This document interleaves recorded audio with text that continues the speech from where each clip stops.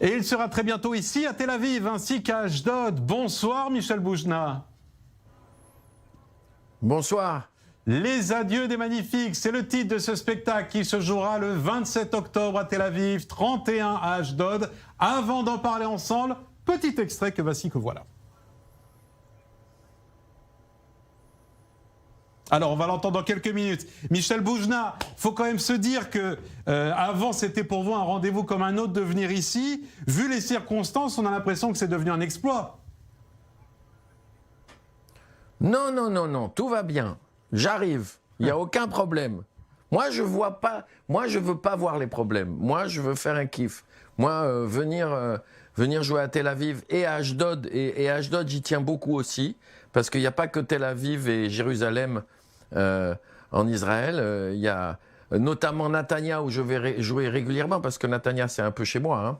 Je vous le rappelle que les Juifs tunisiens sont tout à fait importants à Natania. Vous allez faire plaisir à Yoram Lévy qui représente la mairie de Natania. On vous attend, Michel. Oui, oui, mais Natania, c'est un peu la goulette, hein, que tout le monde le sache. Il n'y a pas de problème. Alors Michel, racontez-moi un petit peu, parce que Les Magnifiques, c'est une galerie de personnages que vous avez créée en 1984. Aujourd'hui, ce sont les adieux des Magnifiques. Comment vous avez fait évoluer ces personnages en 30 ans et qu'est-ce qu'on va voir ici à Tel Aviv et à Ashdod? Ben, je joue ce spectacle tous les 20 ans. Il se trouve que dans 20 ans, je ne pourrai plus les jouer. Donc, c'est les adieux. Maxo, Julo et Guigui, éternellement, ils seront des vendeurs de pantalons, des petits vendeurs de pantalons. Éternellement, ils se poseront les mêmes questions sur la mémoire, sur ce qui va rester d'eux dans 2 ou 3 ou 4 générations. Éternellement, l'Éternel viendra les voir pour leur dire qu'ils ne peuvent pas mourir tant qu'il y a un de vos enfants qui ne reprendra pas le flambeau de la mémoire. Et à chaque fois que je fais une nouvelle version de ce spectacle, je réinjecte des choses sur le monde d'aujourd'hui. Et c'est vrai que, par exemple, Simone Boutboul, elle n'est plus tout à fait la même parce que aujourd'hui, il y a MeToo, aujourd'hui, il y a une parole beaucoup plus libérée et que cette femme qui n'a pas d'âge, pour moi, elle a 150 ans, hein, Simone Boutboul, cette grand-mère magnifique, cette mère magnifique, elle dit des choses que j'ai jamais dites et qui me font rire, évidemment, et qui me bouleversent en même temps. Donc, qu'est-ce qui restera de Maxo et Julo Guigui dans 50 ou 60 ou 70 ans? Vous savez, il y a une phrase dans ce spectacle qui est la raison pour laquelle je ne peux m'arrêter de le jouer.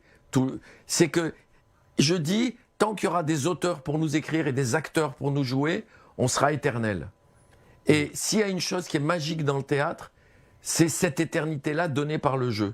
Et évidemment qu'ils sont drôles, évidemment qu'ils sont bouleversants, évidemment que les enfants d'aujourd'hui, ils sont... Il y en a un qui dit « Pépé, moi je ne sais plus où j'en suis.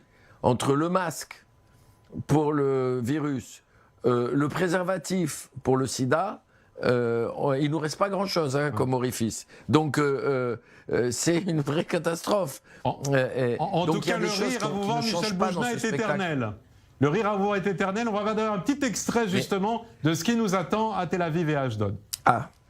Je vous dire une chose, hein, Simone Boutboul, j'en ai marre. Hein, parce que les magnifiques de ci, les magnifiques de là, parce que jamais on parle de moi, jamais. Hein, et moi, qu'est-ce que je suis? Si eux, c'est les magnifiques, vous savez ce que je suis, moi? Une splendeur.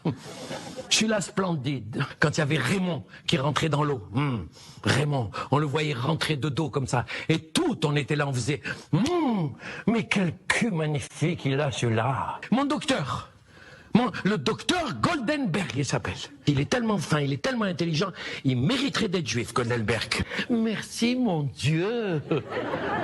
Mais quel bonheur, mais quelle nouvelle importante. Et on a hâte de vous voir, Michel Boujna. Je vais rappeler d'ailleurs que vous venez dans le cadre du Festival Horizon organisé par Steve Suissa. Qu'est-ce qu'il y a de Michel Boujna dans ces personnages-là? Puisque vous racontez maintenant, d'une part qu'ils ont vieilli, d'autre part qu'ils parlent un petit peu de la manière dont les petits-enfants et les générations du futur les regardent. Qu'est-ce qu'il y a de Michel Boujna qui peut-être aussi s'identifie à cette génération-là un peu moins connectée? On parlait tout à l'heure de la génération TikTok, WhatsApp. Qu'est-ce qu'il y a de Michel Boujna là-dedans?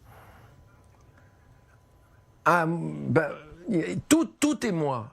Tous les personnages sont moi. Mais c'est vrai que ces 3 hommes, je m'y accroche comme un fou parce que je veux pas qu'il disparaisse. Je veux pas que Simone Boutboul disparaisse. Je veux pas que Maxo Julot Guigui disparaisse. Et c'est vrai qu'il y a un décalage dingue entre eux et leurs petits-enfants. Il y en a une, elle s'est mariée 4 fois, elle a eu 4 enfants à chaque fois, il est allé chez elle, ils sont 35 à table. Il est complètement perdu. Pour reconnaître tous les petits-enfants, il a un logiciel de reconnaissance faciale. Qu'est-ce que je vous dise? Donc, Vous êtes largué comme eux des fois? On est dans la confrontation entre les... Comment? Est-ce que vous êtes largué comme eux des fois? Qu'est-ce que vous avez dit?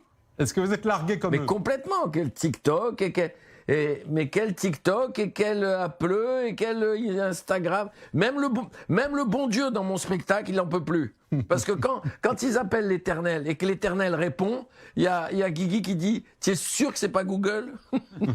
Et l'Éternel, il dit « Mais quel Google? Lâchez-moi avec Google. C'est impossible. Chaque fois qu'il y a un type, il a un problème sur la Terre, maintenant il fait « Dis-moi Google. » Et l'Éternel, il fait « Ta gueule Google !» Et ça, c'est très important pour moi. C'est très important qu'on n'oublie pas que d'où on vient, qui on est, comment on s'est construit. C'est très important. Et c'est très important de continuer, évidemment, à en rire. Parce que s'il y a bien une chose qui est magique chez nous, et notamment chez les Juifs tunisiens, c'est la capacité qu'on a à rire de ce qu'on est. C'est pour ça que moi, mes personnages, je m'en moque jamais. C'est eux qui ont de l'humour. C'est eux. C'est eux. Quand Simone Boutboul, elle dit, on le voyait rentrer de dos dans l'eau, on était là en disant, mais quel cul il a celui-là. Et elle dit, et personne se doutait qu'on disait ça, les maris pensaient qu'on avait mal aux dents. et elle dit, le problème avec Robert, c'est que quand il revenait de face, c'était pas du tout la même chose, parce que de face, il était raté, le pauvre. Michel Boujna, vous riez tellement... C'est elle qui a de l'humour. Vous voyez, c'est elle qui a de l'humour. Vous riez tellement du temps qui passe, parce que c'est aussi une réalité. Vous parlez de cette jeune génération. Je vais vous poser une question un petit peu casse-gueule, pardonnez-moi. Mais qu'est-ce que vous pensez de la jeune génération d'humoristes? Génération d'humoristes qui a son langage à lui. Par exemple, l'un d'entre eux qui fait la une de l'actualité depuis 3 jours, il s'appelle Gaëtan Matisse. Et lui, il a publié des phrases, on va dire acides, vendredi sur Facebook. Si j'avais une machine à voyager dans le temps, je bookerais le Bataclan pour une soirée du 13 novembre afin d'y organiser une soirée rencontre entre Éric Zemmour et son public. C'est de l'humour, ça, pour vous? Non. C'est une erreur. Et d'ailleurs, il l'a reconnu. Écoutez, on peut rire de tout, mais pas n'importe comment. Alors, commençons déjà à rire de nous-mêmes. Et si tout le monde rit de nous, alors on va arriver à rire de tout.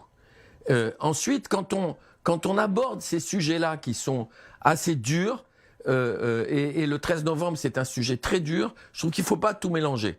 Il y a beaucoup de gens qui s'improvisent et d'artistes qui s'improvisent hommes politiques, philosophes, sociologues, même médecins avec le vaccin et tout ça. Je veux dire, on parle de tout et dans tous les sens. Non, il faut parler des choses d'abord qu'on connaît bien et faire rire de nous-mêmes. Alors c'est vrai que moi, la vérité, dans le spectacle, Simone Boutboul, elle dit, j'ai fait un rêve. Il y avait Mélenchon, Marine Le Pen, sa nièce et Éric Zemmour sur le toit d'un immeuble. Qui est-ce qui tombe en premier? L'immeuble. Mais ça dit quoi, ça, Michel Boujna? Ça, c'est de l'humour. C'est un cauchemar de Simone Boutboul. C'est de l'humour. Ça, c'est important. Les gens, d'ailleurs, quand Simone Boutboul, elle fait cette blague sur scène, les gens, ils meurent de rire. Quand je dis à un moment donné, tiens, il y a un nouveau qui est arrivé, il s'appelle Gargamel, tout le monde sait de qui il s'agit. Et on rit beaucoup avec ça. Maintenant... Et Michel Boujna, il en pense quoi de Gargamel?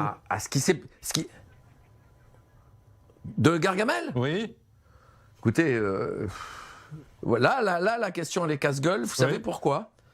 Parce qu'il y a les réseaux sociaux, comme vous en avez dit tout à l'heure. Il y a les réseaux sociaux. Si je vous dis vraiment ce que je pense, je vais me faire massacrer demain. Dans tous les réseaux sociaux. Et j'ai l'habitude.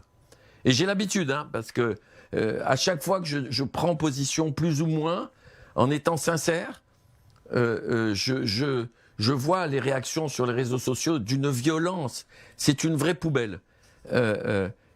Je vais revenir sur les jeunes humoristes. Il y a beaucoup de jeunes humoristes qui ont énormément de talent. Énormément de talent. Mais comme aujourd'hui, l'humour est devenu une industrie et qu'il suffit d'avoir un jean, un t-shirt, un micro et de monter sur scène pour raconter sa vie, eh ben, il y a beaucoup de gens qui veulent faire rire parce que c'est un métier très lucratif quand ça marche. C'est bien un peu envoyé. comme si les footballeurs... On entendra Donc, qui oui, voudra. C'est un peu comme les footballeurs. Ouais. Merci beaucoup, Moi, quand Michel j'ai Boujna. commencé, c'était très difficile. Ah oui, il faut me couper la parole, c'est vrai. Bah- Mais il y en a qui sont formidables. Hein. Attention, il y en a qui sont formidables, vraiment. Il Un faut nom, pas- Non, mais un nom dans la jeune génération pour conclure. Bah, il y a Paul Mirabel, il y a Alex Lutz, il y en a plein. Ils sont Il y en a formidables. plein qui ont du talent. Alors pardonnez-moi, je vous coupe, Michel Boujna, mais c'est pour annoncer. Alex Vizorek a énormément de talent. Et effectivement, je vous coupe pour annoncer les dates. Pour ceux qui ont envie de vous retrouver ici, Oui. dans le cadre du festival Horizon organisé par Steve Suissa, vous serez, si on peut revoir l'affiche, avec les adieux des magnifiques le 27 octobre à Tel Aviv. Rendez-vous le 31 à Ashdod. Merci infiniment, Michel Boujna, d'avoir été avec nous ce soir dans les Merci. Grandes Gueules Moyen-Orient. À très vite. À très vite. Bah, ici, rendez-vous à Tel Aviv.